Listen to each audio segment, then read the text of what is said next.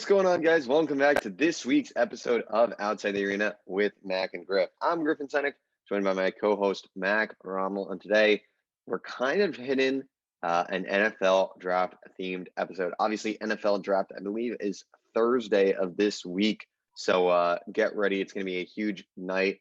We're going to see players like Trevor Lawrence, Justin Fields, Jamar Chase, Penei Sewell, Zach Wilson, all those guys going to be entering the league, and we're just going to have to see with what teams. So it'll be super interesting to see what happens there. Obviously, we're going to get into our final mock drafts in a bit, but first, a big trade making news this past week, and that is Orlando Brown Jr., the tackle from the Baltimore Ravens, demanded a trade due to his desire to play left tackle. Obviously, the Ravens have Ronnie Stanley. They weren't going to compromise, so they send him to the Kansas City Chiefs. If the Chiefs couldn't get any better, they get one of the best offensive linemen, one of the best tackles in the league. The Ravens receive a first, third, and fourth this year from the Chiefs, as well as a sixth next year. But the Chiefs also received a second rounder this year and a sixth rounder next year. I'm about to sneeze, so Mac, I'm gonna toss this one to you. What are your thoughts on this trade? And I mean, where does it have Kansas City? Obviously, it seems like Kansas City has been atop the AFC, but does this one reaffirm that? And how dominant will this team be? I mean, it sure does help because you're looking at the team and there really have been no complaints. There's been no problems with this team. And so you go back to the Super Bowl where they were getting beat just on four-man pressures with your tackles out. They go out and just comparing the offensive lines from the Super Bowl to now. You had Mike Remmers at left tackle in Super Bowl. Now it's Orlando Brown Jr. You're upgrading there with a Pro Bowler. It was Nick Allegretti at left guard. Then you get Joe Thuney at left guard. Upgrade there. It was Austin Reeder at center. Now it's Austin Blythe. I mean, not much of a difference there in my opinion.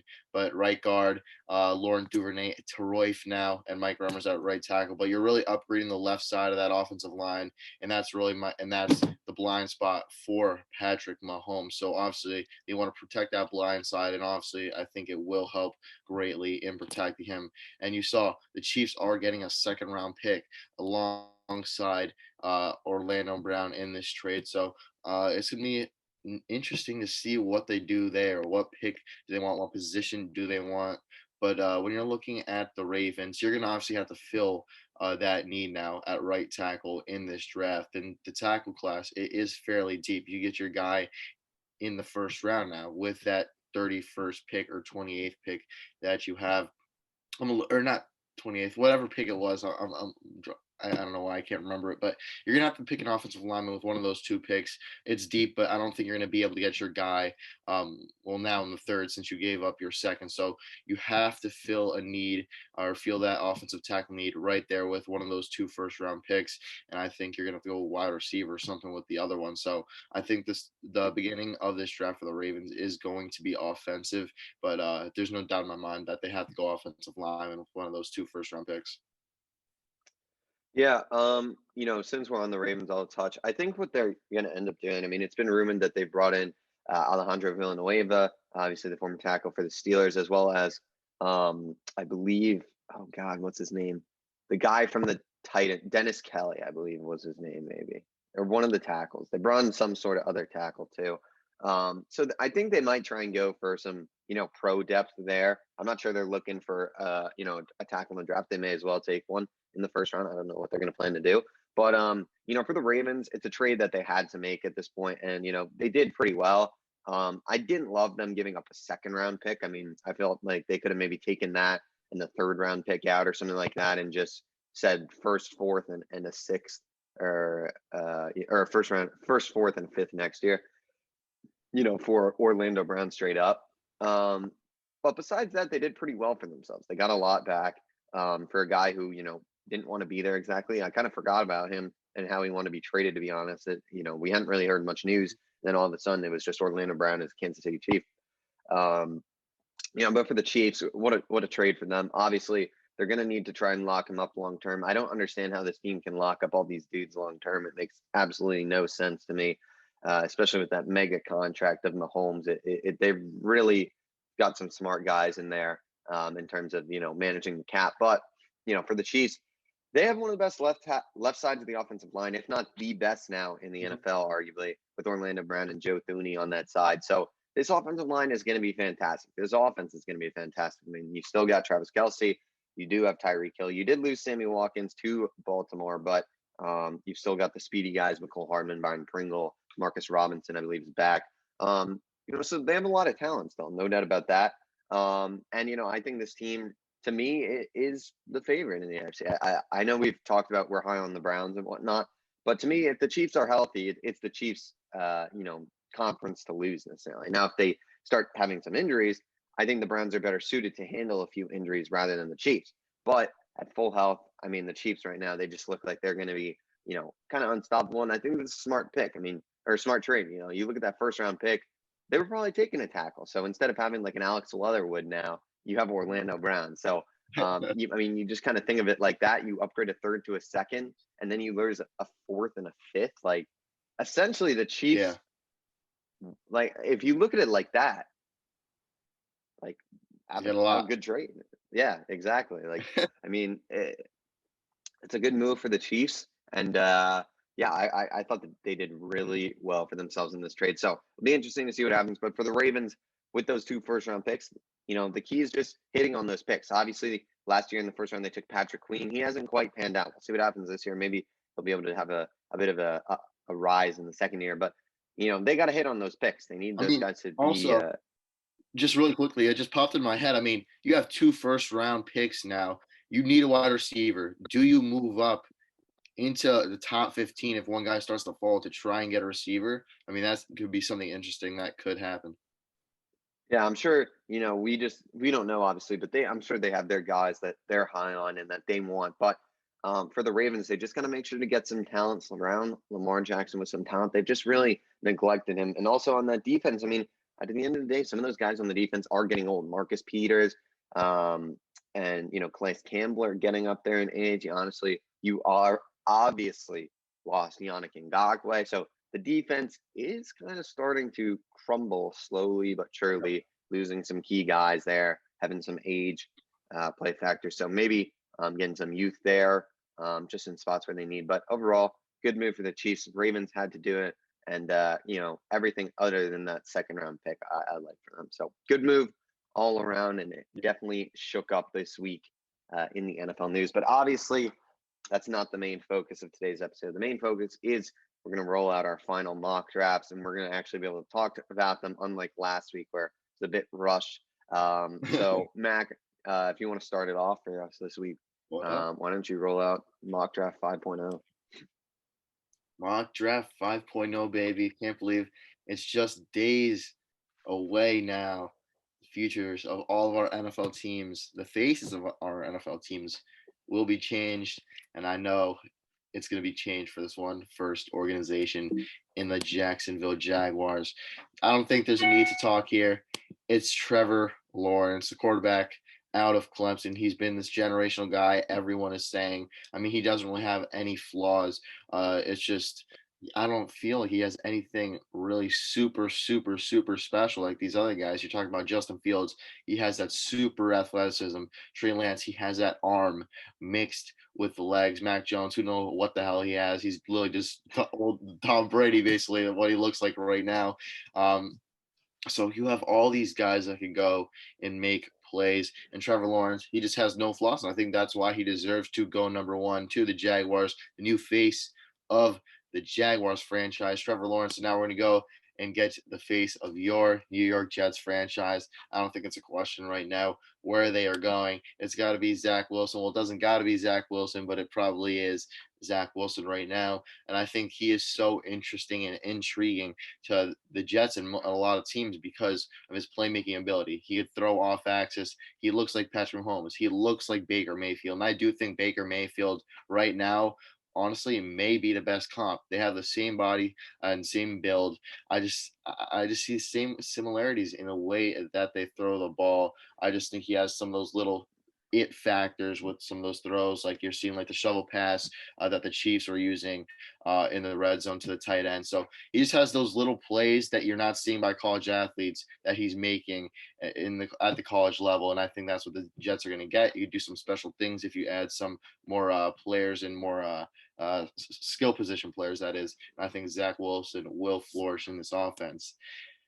And 3, the San Francisco 49ers via Miami. I mean, it should, well, what we're hearing, it's Mack Jones, but I feel like the interest has definitely lessened since that pro day. You're seeing the Niners are going to Trey Lance pro day. They're going to the Justin Fields pro day. So I think it's really between Trey Lance and Justin Fields right now. And I'm going to stick with the best player out of the two.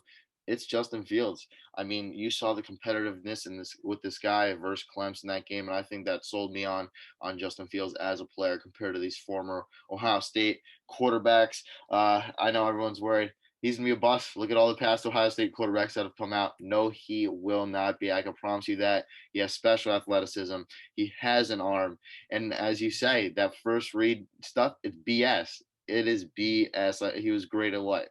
Was it top for he was top graded for reads or post first reads or something like that, whatever it was, he was first in it. So that honestly was BS, but this guy especially has the competitiveness, and I don't think this guy's really going to miss a game for you if he gets hurt. You saw he did versus Clemson, as I just said. He's not missing a game. This is me a quarterback you can rely on a lot in the future, and the 49ers I think will be competing for the NFC with this pick right here.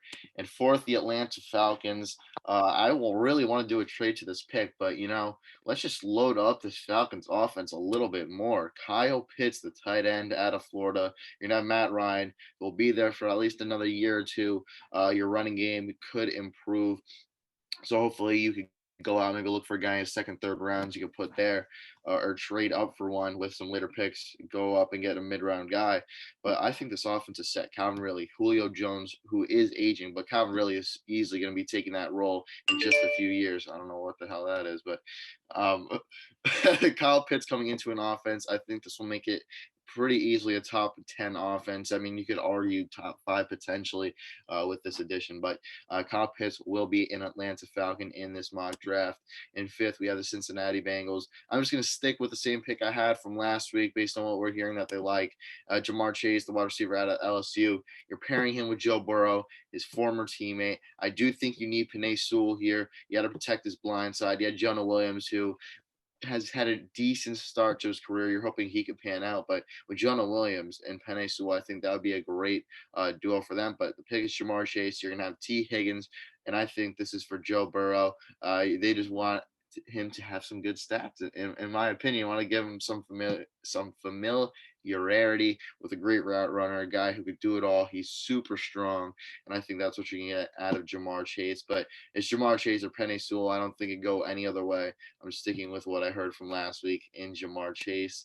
And now, this is where I have my first trade, where the Denver Broncos trade up with Miami. Miami, you've heard they're getting a bunch of calls for that 6th pick already, and they've seemed a willing interest that if they get a good deal, they'll trade back. And I think that this will be a good trade for them. You're not trading back too far, so you could still get one of the guys you're looking at. And the Broncos are trading up to get their guy of the future.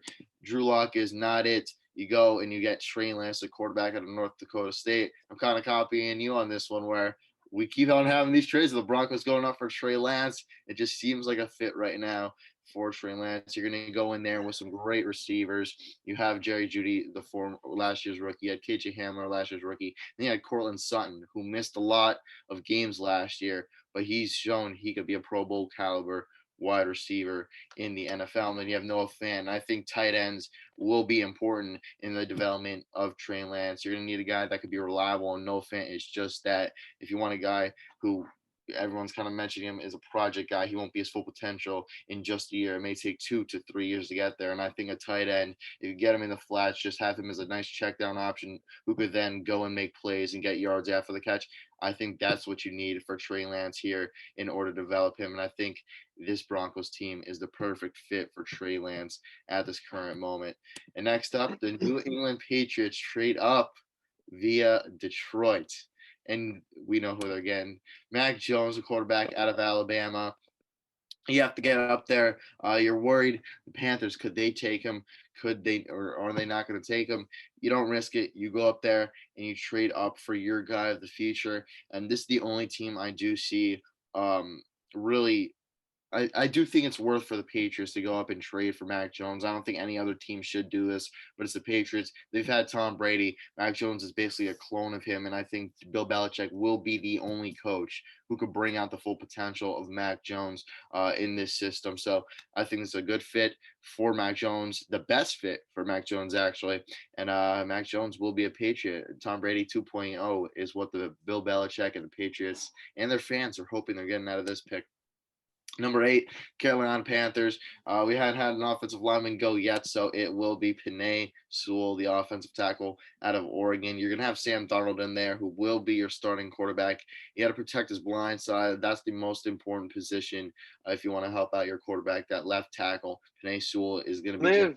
Oh, no. Taylor Moton plays right tackle, right? Yeah. So left tackle, you're filling that. It's kind of weird, though, just quickly.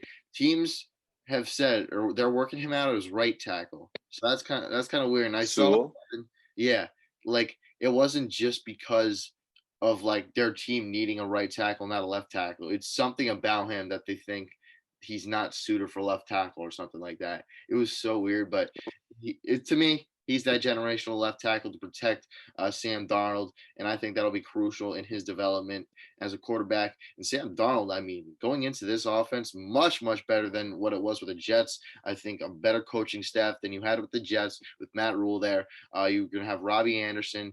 You're going to have DJ Moore. You're going to have Christian McCaffrey. And I think this offense will be explosive and could be one of the better units in the league. And you're just going to be really banking on that defense from last year. You drafted with all your picks, defense in last year's draft. If they could develop, I mean, this team could be scary and could make a playoff push this season, I do believe. So this would be a scary pick for the Carolina Panthers. And at the 9th pick, the Miami Dolphins are finally up via Denver.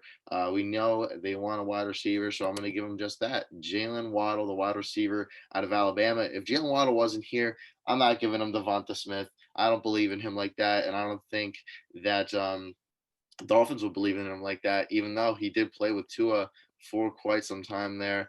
But again, the other guy who played with Tua, and I think he had a bigger impact on Tua's development when he was at Alabama, especially in the national championship. But Jalen Waddle, a speedster, a guy who is Tyreek Hill-esque, and that's what you're kind of hoping for. He's 5'10", a little bit smaller, so he is really kind of built like Tyreek Hill. But if I'm being honest, I didn't know really about his height until just a few weeks ago. He looks so much taller than just 5'10", so it's kind of beyond me once I heard he's 5'10", that I'm like, there's no way. He looks short. He looks 6'1" to me on the field, so that just goes to show you how his frame is and how he's wearing cleats. I mean, that's probably why. Like, I mean, when you're looking at Tyreek Hill, he kind of looks smaller than everyone else on the field. With Jalen Waddle, I don't know. I just never saw that. I don't know if that's just me or what it is, but a guy, he has the height like Tyreek Hill. He has the speed like Tyreek Hill. And what I think will differentiate him from all the other guys who have been busting the pass for teams trying to replicate and find a Tyreek Hill like a John Ross. He has route running. He has hands. He's not just a speedster, a guy that could go and potentially put up and break a record on the 40-yard dash. That's not what this guy is. He could go and he can make plays for your team on jet sweeps and everything like that. Now with the 10th pick, my Dallas Cowboys, you see that first team need. I'm going to give him Patrick Surtain seconds. I love my J.C. Horn, but I've also, the past week, if I'm being honest, I fell in love with Patrick Surtain too, so I can't complain either way. So I'm just going to switch things up to the more realistic thing. We're pairing Trevon Diggs up with his former teammate at Alabama, the better teammate, and you're going to be hoping he could rock and put up some good, or get some interceptions, my bad, in that secondary with those two players. Patrick Surtain, the cornerback out of Alabama, will be. Maybe he'll keep that. He'll keep that number 2 too. Maybe. I think that would be so fire. I'm surprised we haven't even talked about the jersey changes. Like that. That would be sick. If some of these college athletes, they go out and they keep these numbers, I mean, that would be nice. Like a Jamar Chase 1, like that would be filthy. Like it would be pretty cool. It'd be interesting to see what these players do, but And now we have the New York Giants with the 11th pick. I have them taking Rashawn Slater. He falls to you. Let's just really shore up those tackles. I mean, the offensive line has been a worry aside from Daniel Jones on this offense. So you're going to have Rashawn Slater. You're going to have Andrew Thomas, who played pretty well last year, the rookie. So Rashawn Slater, Andrew Thomas, go maul some guys. These are two guys that can maul. Rashawn Slater, he's going to be able to lock up Chase Young for you. Well, maybe not lock up, but he locked him up in the past, so he shouldn't have a terrible time against Chase Young now in the NFL. And I think you're going to need that if you're going to be playing him twice a year. Against Washington and that football team. So Rashawn Slater's pick for the New York Giants. He falls to you. You got to snatch him up and shore up that offensive line, and hopefully this will help also in the development of Daniel Jones, who I believe could be out after this year if he doesn't put up a good performance. So Rashawn Slater will be important in trying to develop Daniel Jones. And at 12, the Philadelphia Eagles, there's a wide receiver that is left, and it's Devonta Smith. If any wide receiver is to fall to them, I hope it's this guy, the guy who has the highest potential to be a bust. So I'd be pretty happy with that. But if he's not a bust, he's going to get you. He is going to be a beast if he's not a bust. It's a boomer bust pick for me. He has the route running. He gets separation right off the line. He has hands. Heisman Trophy winner. You saw the stats he put up last year, over 1,800 yards. I believe it was 23, 24 touchdowns receiving. I mean, this guy put up some insane numbers. I mean, it's uncomprehendable, but Devonta Smith, he will be a Philadelphia Eagle. My boomer bust pick. Eagles hope he boom. I hope he busts now that he's in the NFC East after this pick. Los Angeles Chargers. I'm going to stick with the pick I gave him last week. You lost Casey Hayward. I'm going to give him J.C. Horn, a guy that is a dog. He has that attitude, and he will go get it. He's like a keep to leave. He's like a Richard Sherman kind of mixed with their attitudes. He plays hard. Only knock on him is his grabbiness, but to me, I don't see that as a negative. I see that as a positive. He's physical. He doesn't want to get beat. He puts up a fight, no matter the cost. Even though he gets those flags, you can coach that out of him. And I think that once that's coached out of him, this guy will be one of the better cornerbacks in the NFL. So you're replacing Casey Hayward with a dog there in Los Angeles. 14th, Minnesota Vikings. I think I've had this pick a few times now. It's Christian Darrisaw, offensive tackle out of Virginia Tech. You're hoping you could get a full season out of Dalvin Cook. This will help with that. Just protect him up a little bit. Hopefully get him some more yards before getting put into contact. You're going to hope this will help Kirk Cousins have some more time. You have Justin Jefferson out there. So if you can let Justin Jefferson get downfield with this pick, I mean, the sky's the limit for this offense. I mean, Justin Jefferson could become easily one of the best receivers in the NFL. I mean, he was just one of the best rookies, and he was up there with best receivers. But I mean, this guy could be top 5, top 10 as soon as next year. And I think, although it's offensive line, you may be saying, what does this have to do with him? It's not much with him. It's with Kirk Cousins and how it will help him. Some more time will give Justin Jefferson more time to get open, Adam Thielen to get open, and I think this will help with the overall development with this offense. And a lot of these guys are guys who were great in the past, and I think that is what will help most of these teams in that passing game. I don't know what the heck I'm saying right now. I'm pretty tired still, but Christian Darrisaw is a Viking. And now the Detroit Lions via New England, they traded back, and they will be getting one of their guys I do believe that they were looking at. With that 7th pick, it's Micah Parsons, a linebacker out of Penn State, a guy who I'm not really sure what to think of yet. He's had his character issues. I'm not sure of him as a player yet. I mean, he puts up the athletic numbers, which could assure you he could really do anything. But we kind of saw with Isaiah Simmons last year. He put up great numbers. He was just average at best. You're hoping he could develop, and I don't know why. I'm feeling kind of similar with Micah Parsons this year, that he could end up being like that. But Micah Parsons, a great guy in the run. He can rush the passer. He's very tall, I believe 6'3". So you won't have any worries about him going up against offensive tackles if you want to rush him off the edge now and then. I think the Lions will be getting one of those dogs that Dan Campbell was hoping he would get after that one interview that we heard from him biting people's ankles. Michael Parsons is going to do just that, biting the offensive lineman's ankles there with the Might Lions. actually do it too. He might. You actually will bite some people's ankles. He might literally do it. So 16th, Arizona Cardinals. Cornerback is that first team needed. And I'm going to give him Greg Newsom, the cornerback at Northwestern. I think I may have done this last week too. Yeah. But I think Greg Newsome is a great player. He has a nice build. He could put on a little bit more muscle, but he has the speed, he has technique, and he can go and get that ball for you. You saw the things he did there at Northwestern. I mean, although even against Ohio State, you didn't have the best receivers in there. He shut them down. He didn't let those second and third options affect the game. They didn't. He didn't let them get involved at all, and that's why they took control of that game over. Oh my God, excuse me. Over Ohio State in the passing game. They had to win the game through running with Trey Sermon, and I think that's the game that kind of shirted it up. He's not gonna let any bums beat him, and I think that's what you got to do in the NFL. You're not letting any of these bums beat him. If you're gonna get beat, you're gonna get beat by a good wide receiver, and that's who Greg Newsome is. A guy that'll win his battles most of the time, and that's a dog you're gonna be getting there for the Arizona Cardinals, and not the 17th pick, Las Vegas Raiders.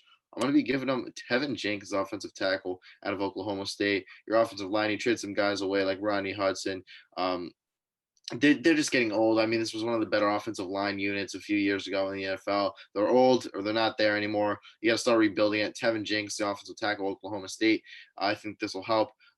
This team right now, to me, you got to build it around Josh Jacobs. You got to get the run game going first.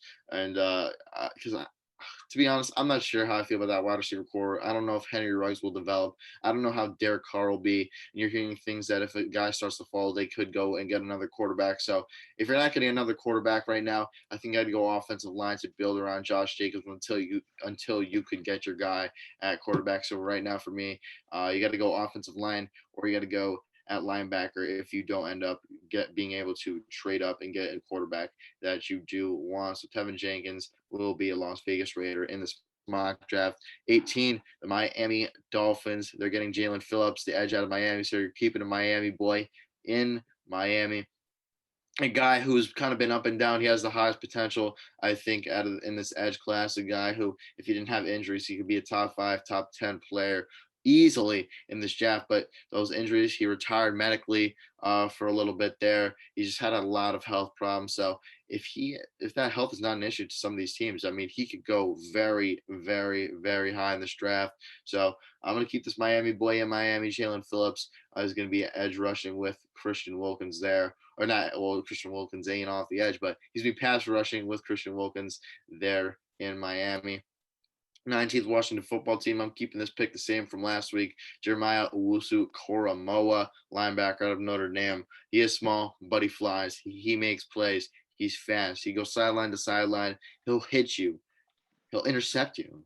He'll do everything. I love this guy, and I kind of wish he was more looked at a little bit earlier in many mock drafts. Maybe he'll even end up going a little bit earlier, or even potentially before Micah Parsons in the real draft.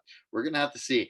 But this guy could do it all, and I think he's going to be that one missing piece on this football team defense. And you're not going to have to worry about this defense for another 2-3 years. You're not going to have to go out and pick a guy in the first round in the next few drafts defensively. Just focus on your offense. Get some more offensive line help. Maybe get another receiver if you have to.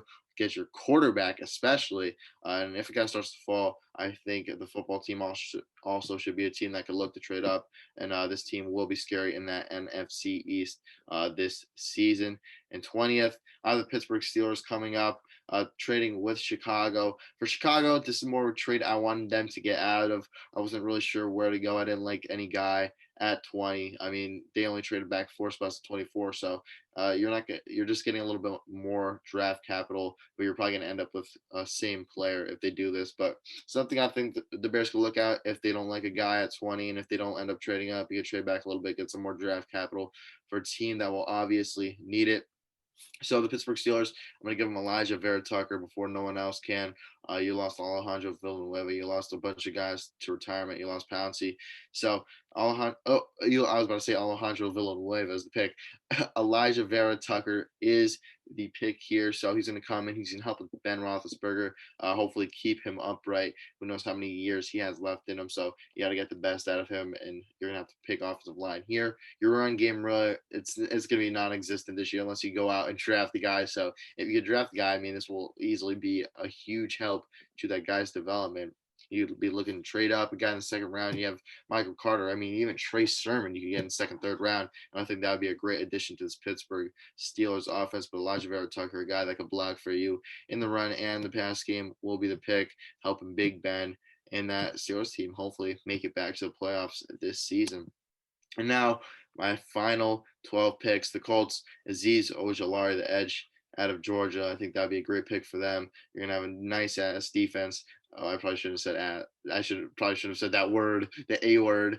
But you're gonna be having him. You're gonna have Darius Leonard. You're gonna have guys all over that defense who could make plays. And I think this Colts team will have a chance to go decently far this year.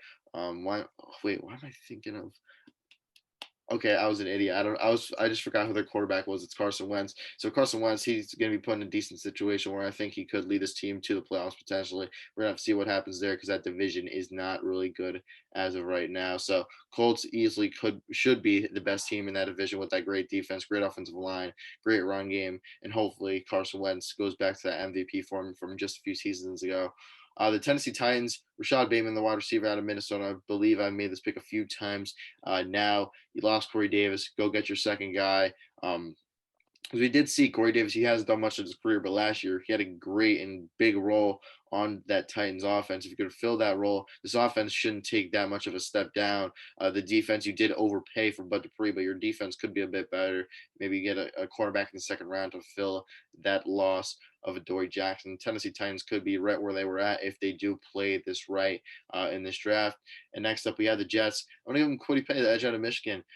You got your quarterback at 2, and now you got to get your coach Robert Saleh some help on defense. Give him Kwity Paye and have Quinton Williams. You still have Marcus May back there, so you're just getting and adding more tools that Robert Saleh could play with on that defense. And I think that'll be great. You saw what he did in developing the defensive lineman there with the 49ers. You had Nick Bosa, Solomon Thomas, just a bunch of guys who go and not only rush the passer, but they are great run stoppers. And Kwity Paye, he has that run stopping ability. It's just can you take those raw athletic traits and raw pass rush moves and make that and develop that into something great. So you're going to get a great run stopper. And if you focus on that pass rushing, I mean, this guy could be easily one of the better defensive ends in the league.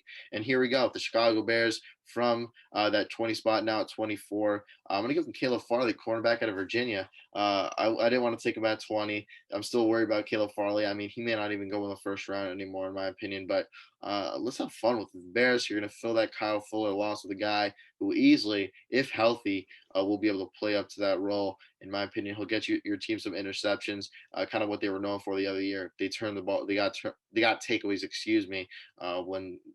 when that was 2018, I believe, when they made the playoffs, made that run with a great defense of Mitch Trubisky. So Caleb Farley, he'll be filling that. He'll be getting a guy that could go make plays on the ball. You fix up his technique, he'll be a lockdown too, aside from just going and making plays on the ball. And the Bears are filling that Kyle Fuller need right away in this year's draft. The Jacksonville Jaguars, I made this pick before for sure. Trayvon Mulrig, the safety out of TCU. Yeah, you just got to keep getting younger. That secondary, in my opinion, you got C.J. Henderson last year, and now you're going to get Trayvon Mulrig. Just get some young guys who can make plays on the ball, lock down opposing offenses. Oh my gosh, excuse me. Shoot, my throat's so raspy this morning, but we're still getting through it. Trayvon Mulrig, just keep it young. I'll hurry this up a little bit for the end of it because my throat is getting sore. Cleveland Browns, Christian Barmore, defensive tackle out of Alabama.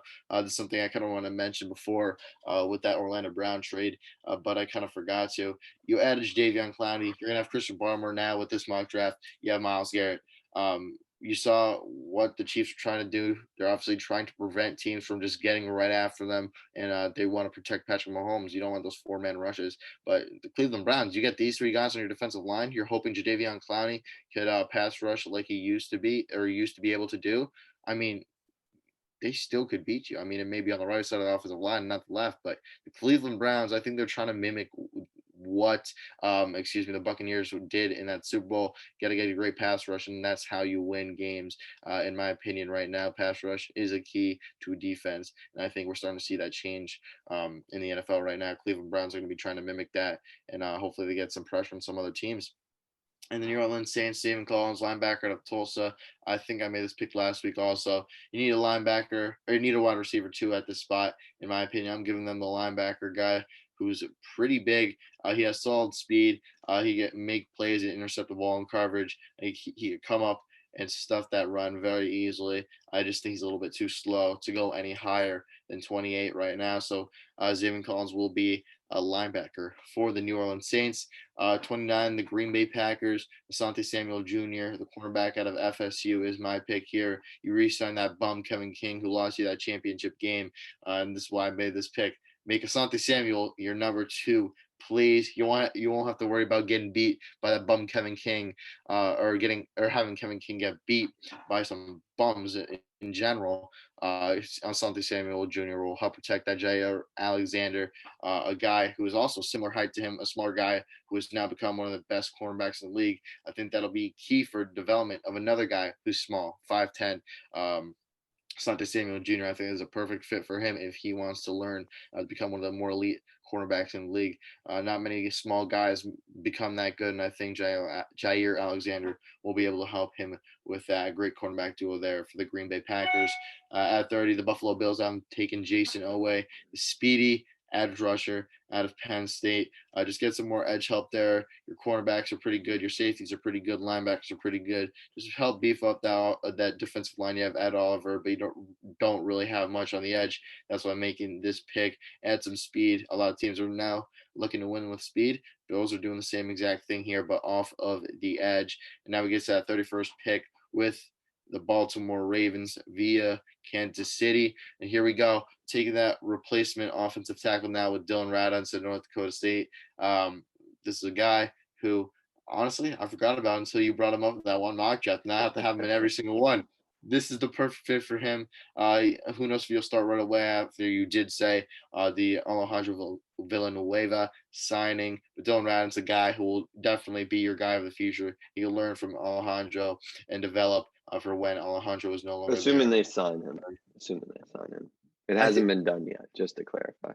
It hasn't been done because I feel like I saw a rumor too. But all right, if he has been signed, a guy you could develop. If not, a guy that'll easily come in right away and start that right tackle position for the Baltimore Ravens. And last, my final pick, Tampa Bay Buccaneers. We saw what they did pass rushing versus Kansas City. You're gonna have to keep that up. I think that's gonna be the way teams win on defense with their pass rush. You're getting Carlos Boogie Basham, the edge out of Wake Forest. I'm going to say the junior out of Wake Forest. No, that's not it. Just a little bit tired here. But this guy, he has the longest streak in college football history right now of tackle for loss in games. So I believe it's 34 something like that games where he's had a tackle for loss, longest streak in history. So you're getting a guy who does exactly what the Buccaneers want. And the crazy thing is he's not going to start. He is not going to start in this team right away, I don't think. But you're going to learn from guys like Shaq Barrett. You have some defensive tackles in there, and Ndamukong Suh. You're going to be learning from guys who have all these different assets and different abilities in their game. They can stop the run. They can rush the passer. And for a young defensive end and defensive lineman, I think that's going to be key. In a year or two, this guy's going to come and not start this year, maybe not play much at all this year. But when he does come on in a year or two, he's going to have everything you need in a defensive end. And I think the Buccaneers, you just got to keep on rolling out some edge rushers and defensive linemen. You got to keep on drafting them. If I were them, I just want to keep on replenishing what I have there because we've obviously seen what it could do to opposing teams. So Carlos Basham, the edge out of Wake Forest, is the pick for the Tampa Bay Buccaneers. There is my final mock draft. Wow, that was a long one. And now it's yours. So that's what's going to happen right there on Thursday evening. That is the exact order of the draft. Got it. All right. Well, good job, Mr. Rommel. It's my turn now. Seneca mock draft 5.0. Oh, I do have some. Wait 1 sec. So apparently, this is what it's saying. Bleach Report sent out an alert. The 49ers have decided on number 3. They haven't announced who it is, or they're not announcing who it is, but they have decided on the quarterback that they're taking. Wow. Interesting. Wow. So that's official. They have their guy. Interesting. Yeah. Okay. Well, let's see what happens. So, first pick. There we go. Jacksonville Jaguars, needless to say, it's going to be Mack Jones, number 1. No, it's going to be Trevor Lawrence, quarterback at Clemson. Personally, he'll be very good in the league, but I don't think he's a generational talent that he is described to be, but still, nonetheless, like you said, guy who really doesn't have any gaping flaws, perfect build and whatnot. I think he's just hurt in my regard just because of how he's viewed as, one of the greatest prospects ever. But to me, if you're one of the greatest prospects ever, you got to be the greatest player in college football. And I really don't think any of his years in college football, he was ever the best player in college football. So to me, all around great player, but not that generational talent. But regardless, moving on to New York Jets here. Obviously, this is also locked in. It's Zach Wilson.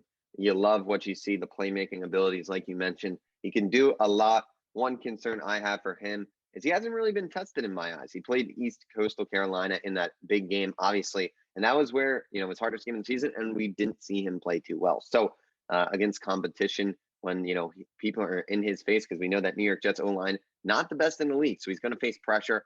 Can he handle it? Can he still make plays? We're going to have to see. That's my one concern. We know the talent's there, but can he, win the big games? Can he, deal with pressure? We really have to see. So in my eyes, Zach Wilson, a little bit of a, there's a risk there. He also had that shoulder or whatnot injury, but regardless, Zach Wilson at 2, that's stapled in. Number 3, San Francisco 49ers. We know they're going with a quarterback here. And like you, I'm going with Justin Fields. To me, you just don't trade up here unless you are getting Justin Fields.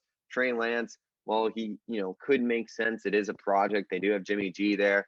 To me, you just got to take the guy who is more talented and who, if he does sit behind Jimmy G for a year, he's only going to get better, especially with Kyle Shanahan and that coaching staff. He'll be able to work on some things. The one concern I have from him not going here is obviously this week it was reported that he has I think it was like epilepsy or something like that. Something that, causes him to have seizures. His family has grown out of it. So hopefully he can do the same. That is my one concern for why he wouldn't be going at this pick. But I don't think you trade up to 3 to go for Mack Jones. You got to go for Justin Fields. So you saw that Clemson game. I think that Clemson game was something that people realized that, hey, this kid is for real. And, he's a stud. Number 4, I'm continuing the trend that I've done the past few weeks. Falcons, I don't think they're going to find a perfect trade partner to trade out of this pick. I think it's, I think it's going to be a little high for teams to go up knowing that, this pick, the Dolphins pick, or the Bengals pick, the Dolphins pick, there's not going to be quarterbacks there. So I think the quarterback carousel really starts at 7 potentially. So Atlanta, I'm giving them Kyle Pitts, a guy who, at some points people had falling out of the top 10 maybe. Even I think at one point I had him going like 13 of the Chargers in my mock draft. But Kyle Pitts, he's just too good. He's got to go in the top 5. He's one of the best players, if not the best player, honestly, in this draft. People are saying instantly off the bat, he'll be a top 5 10 in the league. We're going to have to see. This kid is the best tight end prospect in years, probably the best tight end prospect that I've ever seen. So Kyle Pitts, superstar playmaker. Maybe he'll end up with Kyle Trask somewhere. That'd be super interesting to see. Maybe they end up playing together again. But Atlanta, Kyle Pitts, I like this pick here for them a lot. Number 5, Cincinnati Bengals. Obviously, last week I had them going with Penei Sewell. This week, though, I am going to just make it realistic, and I'm going to go with Jamar Chase. This seems like the kid that they're going to end up taking, the kid that they view the highest, the kid that Joe Burrow is pushing for. And it makes no sense to me why they would take him and not Penei Sewell. Penei Sewell, such a talent at left tackle, and he can protect Joe Burrow. I mean, Joe Burrow is coming off a torn ACL. You got to protect this guy. You can't just leave him back there with that same old line that caused him to get injured. Can't happen. So to me, that doesn't make sense. But Joe Burrow really pushing for Jamar Chase. It seems like that's where they're leaning right now. So Jamar Chase, I'll give him the Bengals here, but should be interesting to see what happens. Number 6, Miami Dolphins. I don't have them trading out of the pick. And you see that top need for me. This team has Will Fuller. They've got Devontae Parker. They've got some other depth guys as well there. Preston Williams, I believe, is still there. Jakeem Grant might still be there. And wide receivers you can always pick up in the later rounds. But one guy you can't pick up in the later rounds is Penei Sewell. I like this pick a lot. The tackles from Miami, really weak. And I think Tua Tagovailoa could really do with some extra time in that pocket. You went out, you did bring in talent at the wide receiver position. So I don't think the Dolphins are under as much pressure to bring in one of those wide receivers. Maybe if Jamar Chase is there, they go for Jamar Chase. But to me, I like Penei Sewell, and I think you just got to take him here when you can bring one of the best tackles in the class. I think you're more likely to hit on a wide receiver later, and they probably have more guys at wide receiver that they like, in comparison to some of these top guys compared to the tackles. Penei Sewell, kind of a one-of-a-kind kind of guy. You can't miss with this pick, and I believe this will be the pick. Number 7, Detroit Lions. Obviously, a spot where this team could trade out of them. You had New England coming up. Obviously, those teams have had contact over the years. Matt Patricia is gone, though. But I think Dan Campbell wants to make this pick. I think he wants to get himself a dog, and he's going to get himself a dog in Jalen Waddle, a wide receiver out of Alabama. I've had Devonta Smith go before these guys, but once he weighed in at 160 or so pounds, I took him way out of the top 10. I can't believe he's lost weight since college football. To me, that makes no sense.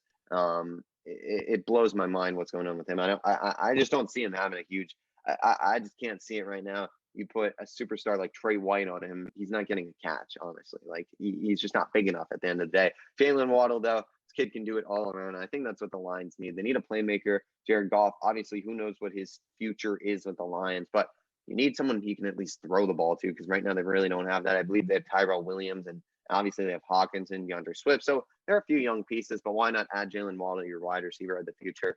I like that pick a lot here. And now at number 8, the Washington football team. Welcome to the top 10. They're going to make a big move here, and I think everyone knows who it's for. It's for Trey Lance, the quarterback out of North Dakota State. This is the kid I think that Washington is most associated with, likes a lot.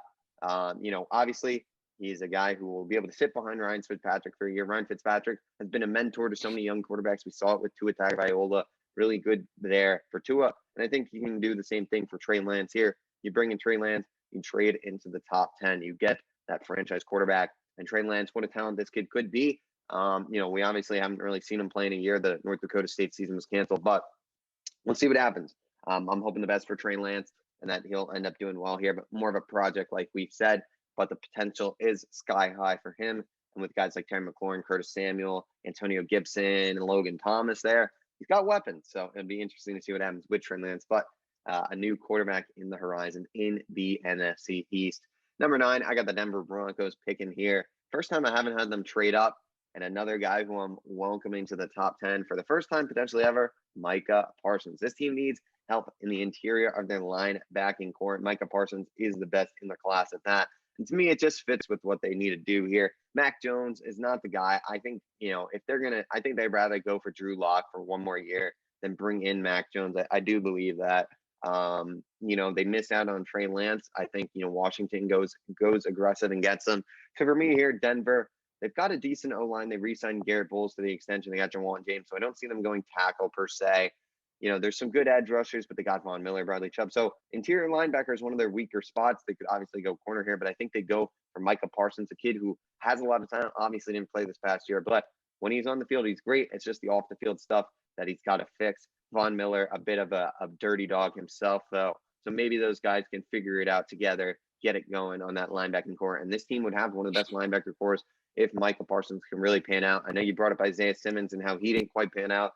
I think that was a misuse situation. I feel like Arizona really didn't use him to his full potential. They were kind of playing him out of position at times and not really playing him where he should have been. So Micah Parsons, he's going to be stationed as that linebacker. We're not going to see some weird things with him. He's not going to be trying to play all over the place. So I like to pick Micah Parsons. Number 9, I'm going to go to the top 10, my friend. Dallas Cowboys, number 10.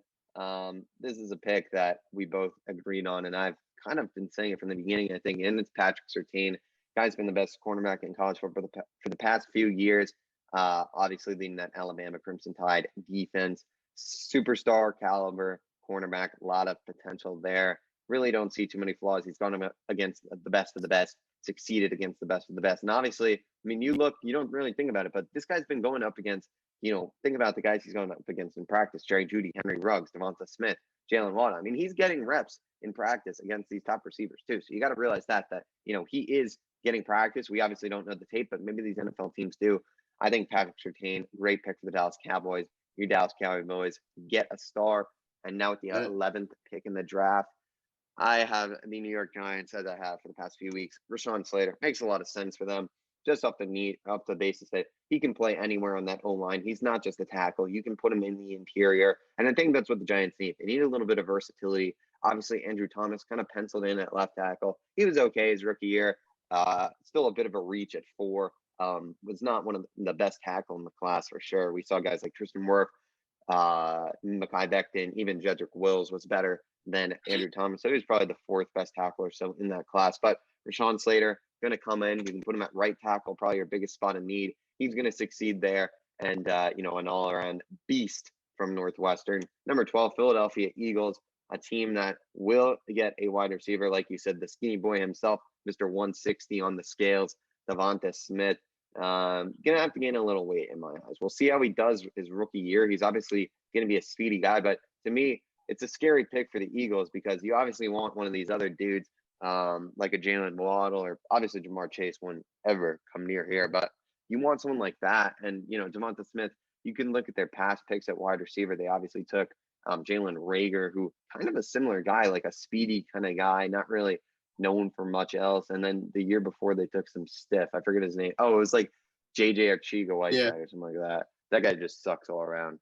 So wide receiver core, you can rebuild with Devonta Smith. We'll see what happens. But hey, man, why not for the Philadelphia Eagles? Number 13, the Los Angeles Chargers. They need offensive line. Protect Justin Herbert. You obviously have Corey Linsley, who you just re-signed, Brian Bulaga on the right. So why not give them Christian Darrisaw on the left? Really good tackle. At a Virginia Tech kid who will come in and help protect Justin Herbert's line side. Goodness gracious. And, this offense and this team, I'm super high on going into the year. I was high on them last year, but it always seems like they come up short. With Justin Herbert now under the ropes, and a fully healthy team with Derwin James coming back, be fun to see what happens. And welcome to Chicago football. The Chicago Bears are trading up to number 14, and they're going to go get themselves Mack Jones, the quarterback of the future. Andy Dalton is a guy who's going to be there for a year, but to me, Chicago is going to give up some good stuff to trade up. I do have Mack Jones deep in this draft, probably deeper than he'll go in reality. But I think part of the reason is I just think from the Falcons pick to the Dolphins, or to the past the Lions pick, we're going to see those teams probably stay put. I think they like guys there. So then you obviously see Trey Lance go up. And I think if Denver balks, then I think that 10 through 12 slot goes. 13 could be a trade-up spot, but I could really see Mack Jones going here at 14. I think he'll probably end up going top 10 just because that's the nature of the quarterback. But Mack Jones, regardless, I'm giving the Bears a quarterback of the future, someone who they can build around. Allen Robinson will have that guy, Darnell Mooney, Cole Kmet. I mean, he's got weapons. David Montgomery. We'll see what happens with Mack Jones, but a team that traded up for Mitch Trubisky, why not go up for Mack Jones? How about that? I saw someone in a mock draft say they were trading up for someone else, so I was like, why not give him Mack Jones? New England, obviously, at 15. No Mack Jones here. Those top receivers are gone. Halfback, you're not going to take here. So let's address the DN, and let's do it with the Kwity Paye, the DN and out of Michigan. You had him going to the Jets a little later than I think he'll go. He's a really good talent off the line, can get to the quarterback quick, has gone against top talent. In the Big Ten, he's faced competitive guys. Obviously, he's gone against Rashawn Slater at some point, I believe. Don't know what happened in that game, or if they even matched up. I'm just speaking. But Kwity Paye, guy who you can pair on that D-line. They need a bit of youth there. Obviously, they have like Chase Winovich, but I don't know what his deal exactly is. But you've got guys like Henry Anderson and Devon Gachow is on that D-line. So why not get a little youth there on that defense? Kwity Paye, good move for New England. Arizona, number 16. I've had this team taking cornerback for many weeks now. So we'll give him J.C. Horn here. I think he's proven himself as the second best corner in this class. Really star talent potential, like you said. All around pretty good player. Not too many knacks on this guy. He's a guy who fights hard, plays hard, and I think the Arizona Cardinals with, they got Byron Murphy Jr. in that secondary. I believe they signed AJ Bouye as well. Maybe I might be wrong, but I don't know who signed. Someone signed AJ Bouye, but Arizona, J.C. Horn, like the pick. Vegas Raiders, like you said, need O-line. So we'll give him Elijah Vera Tucker here, interior that O-line. Carolina Panthers. Gotcha. That's the team. Carolina Panthers signed AJ Bouye. That's where I was thinking of for my later pick, which we'll see in a bit. But Elijah Vera Tucker, right guard, pretty good player.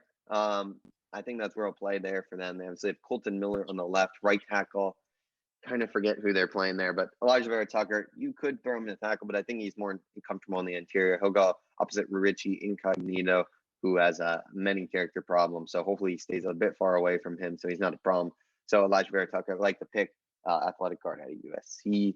18, Miami. A guy who you didn't have in your first round, and that's Greg Rousseau. How about that? Greg Rousseau, kid I like a lot. Kid out of Miami. I think Jalen Phillips, I like the pick from you there, but to me, those injury concerns are just too much. I just don't think you can take them in the top 20. So I think we see always a team kind of go up for a reach, sometimes for a hometown guy. And I think that'll be this kind of pick here. Greg Rousseau, obviously, I believe opted out this past year, but the year before was really dominant, was a top edge prospect coming in to this potential draft. Obviously, that opt-out seems to have hurt him potentially. You don't have him going in the first round. I think Miami goes up. Why not get a little Greg Rousseau in your life? I like the pick there. Number 19, Carolina's finally on the clock. They traded back a lot. I expect they'll get a lot, probably a few first or whatnot.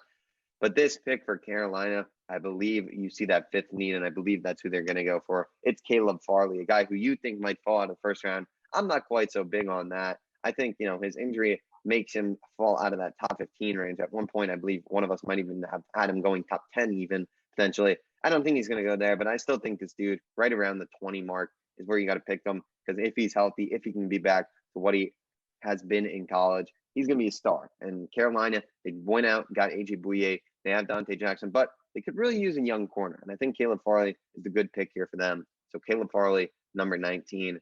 And one more pick, Minnesota via Chicago. You see those top needs. It's the offensive line. We're going to give him the big boy, Tevin Jenkins, kid who we're both pretty big on around this 20 area as well. Seems to be that fourth tackle off the board. So Tevin Jenkins here, good pick for them. They lost Riley Reef and whatnot. So Minnesota, you had them going Darisaw. I have them going Jenkins. I think they'll address that offensive tackle spot. I think it's a big need for them. So we'll see what happens, obviously. But with this trade back, Minnesota lands Tevin Jenkins. And that'll take us to 21 through 32, which is, honestly just a crapshoot at this point. No one knows what's going to happen. I have a lot of different guys, though. Yep. First one, Samuel Cosmi out of Texas, a tackle that I like a lot, actually. I forgot to put him in these past few weeks. But he's a guy who has been raved about. A lot of people are high on him potentially. A kid who, I think could be a good fit for the Colts. Big dude. He's a big dude. So I like the pick there. Kadarius Toney, another guy who you didn't have. I like him out of Florida. He had really good success with Kyle Trask. Obviously, that offense was really explosive. But I think you look at the wide receiver class, and I think Kadarius Toney kind of stands out to me. Playmaker. He can do a lot of things. You can put him kind of wherever on your offense. So I like him there. 23, I've stuck with this pick, and I'm going to stick with it. Najee Harris. I think the Jets got to go and get this guy. I don't think you can risk him falling, especially with Pittsburgh up next. I just don't want to lose him if you're the Jets. I know you can go get Travis Etienne or one of those Carolina backs or Trey Sermon or whatnot, but to me, Najee Harris, you got to take care. Teams have been reluctant to draft running backs in the first round. I think if this was a few years ago, Najee Harris would probably be in the top 10, to be honest. But teams have gone off picking running backs in the first round. It's crazy. Last year, we saw Clyde Edwards-Helaire, the only running back to go in the first round, went number 32 overall. So Najee Harris, I think you got to, it's crazy. No running backs go first round. It's like you don't want to be a running back anymore. And they don't even they've started to get paid, but teams are scared to pay him. It's like crazy. But Najee Harris, Jets, go out and get him. Just get this done. I don't really love any of the other guys available per se. They'll still have someone good in that second round. So Najee Harris to pick. Pittsburgh, I'm going Alex Leatherwood. Simply off the fact that this guy's played in big games. I think if you look at some of those other guys like a Dylan Radons or there's some other guys there. Who else is there?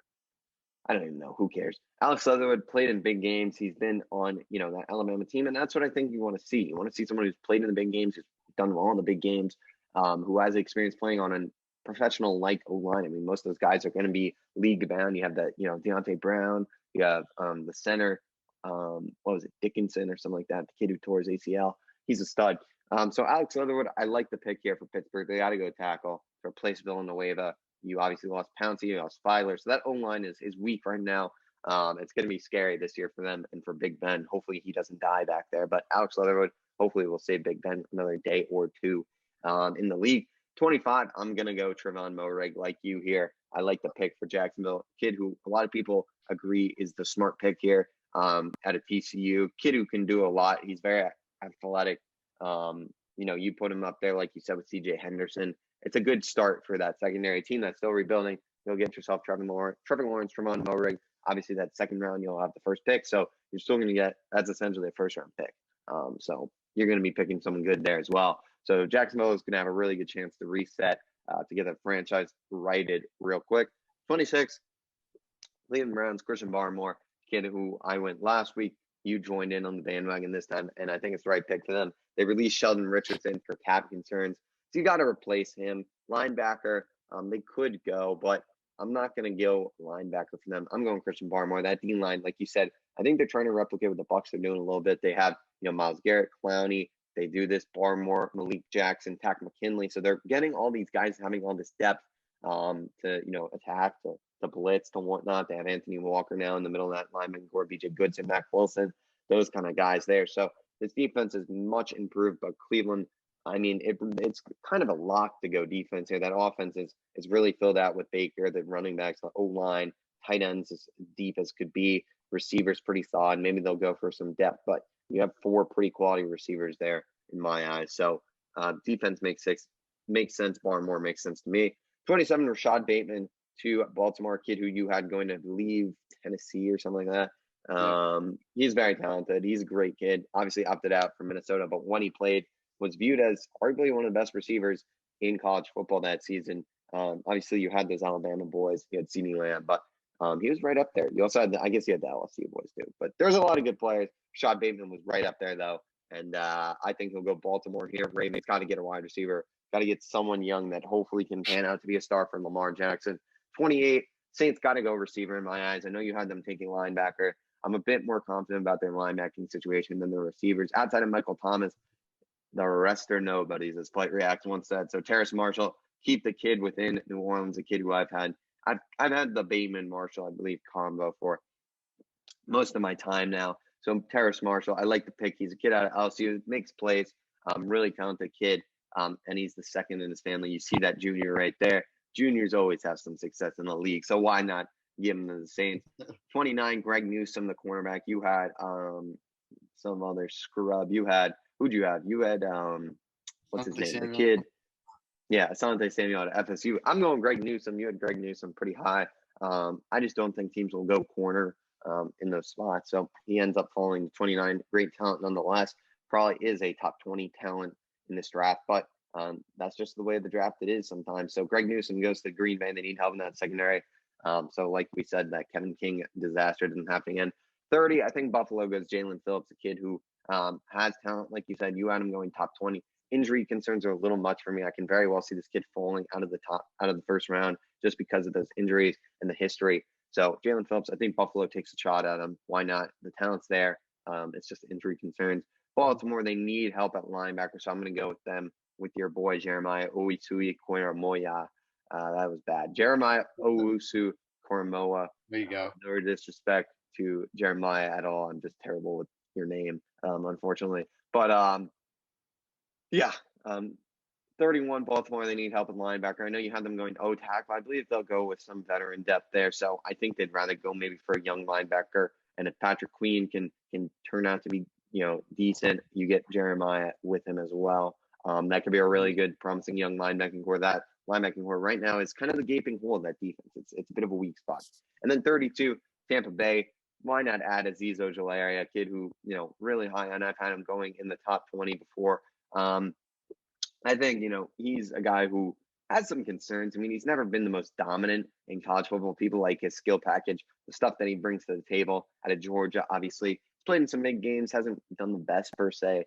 So, I mean, we'll see what happens. A kid who, to me, I think has been passed by guys like Jalen Phillips, Kwity Paye. I think those guys are above him for sure. But Azeez, Tampa Bay takes a crack at him. Still some good players available in that next start of the round, though. Jason Owa, kid who I've had going in this top tier of the draft before. Linebackers, Jamin Davis, Zaven Collins, the guys like that. I mean, there's a lot of talent left.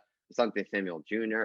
So on the defensive side of the ball, lots of good talent to start the second round. Will be interesting to see where teams go. But for me, that's my mock draft. That is what you will see on Thursday night. It'll be a blast for sure. And goodness gracious, my voice is tired, and I am tired as well after that. I bet you are. So with that, you ready to wrap things up? Yeah, you can wrap it up. All right, let's do it. So Everyone, as always, thank you so much for watching this week's episode of Outside the Arena Draft Edition. Thursday night is obviously the big night, so everyone, make sure your team gets the right pick. You saw our picks. Hopefully, they turn out to be correct. But make sure to like, comment, and subscribe not only on this channel but on our other channel, OTA Clips, where you could find more shorter contents over there. We did March Madness things. We'll do more breaking news stuff, and I'm sure we'll probably do some draft stuff and MLB stuff in the next few weeks. Also, make sure to follow us on our Instagrams. My Instagram is mac.rommel. Griffin's Instagram is Griffin Senek. And our podcast Instagram is Outside the Arena Podcast. Please feel free to reach out to us there if you just want to talk, if you want to come on OTA Clips, whatever it may be. That is the best place to reach us. But as always, everyone stay safe, get ready for your Thursdays, and we'll see you all next week.